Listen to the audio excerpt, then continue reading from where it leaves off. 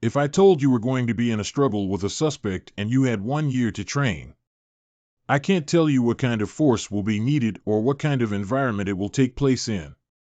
It could be something as simple, maybe, as a suspect who lays prone on won't let you cuff him, her, or a suspect who plans to kill the next officer who tries to take him into custody. I will tell you it is not if but when, and it would match the US and Canadian statistics that most officers will be in a serious struggle with a suspect sometime in their career. It could happen the first month out of the academy or the day before you retire. You don't know anything about your opponent or how the man/woman is trained.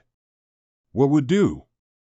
Run every day and lift weights 3 times a week, shoot your duty weapon a couple times a week, practice batting strikes, buy a taser, go to a Thai boxing gym and learn how to kickbox, join a jiu-jitsu club or take some taekwondo classes.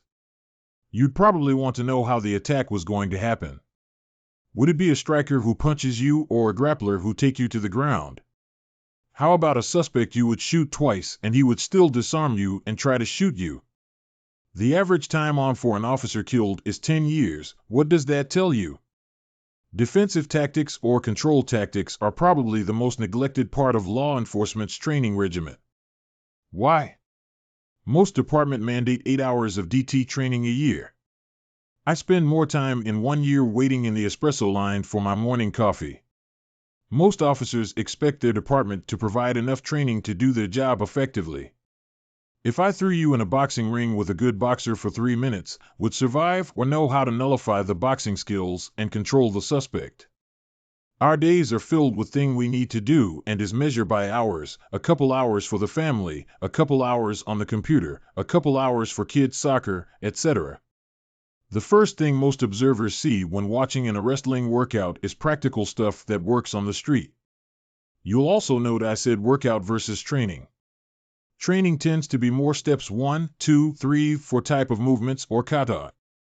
Our workouts are sparring with a partner who gives you resistance, just like a bad guy. It's not theory, you'll know right away if it works on your partner. Who could be male/female, 18 to 55 years old, 100 to 350 pounds in weight.